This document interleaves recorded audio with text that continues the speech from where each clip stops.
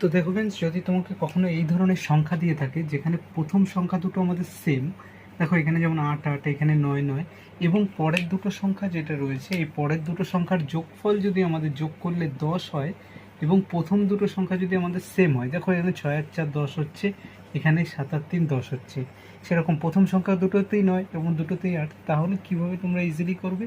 তাহলে করার জন্য যখন এই ট্রিকটা রয়েছে প্রথম সংখ্যাটা সেম এবং পরের দুটো সংখ্যার যোগফল 7 আর 3, এই যে দুটো যোগফল 10 হবে, তখন সেক্ষেত্রে গুণ করার নিয়ম হলো 3 7 21 লিখে দাও ডাইরেক্ট। আর এখানে যেটা রয়েছে, যেমন এখানে 8 রয়েছে, 8-এর সঙ্গে 8 + 1, মানে 8-এর সঙ্গে 1 বাড়ালে কত হবে? 9, 8 9 72 করে দাও। সেরকম এখানে রয়েছে 4 ছক লেখো 24, আর এখানে 9 রয়েছে, 9-এর সঙ্গে আর 1 বাড়ালে কত হয়? 10, তাহলে 9 10 কে 90। তাহলে বুঝতে পারলে এই ধরনের অঙ্ক যেরকম যে কোনো সংখ্যা যদি থাকে তাহলে ইজিলি তোমরা এইভাবে এই ধরনের প্রশ্নগুলোকে সমাধান করে দেবে।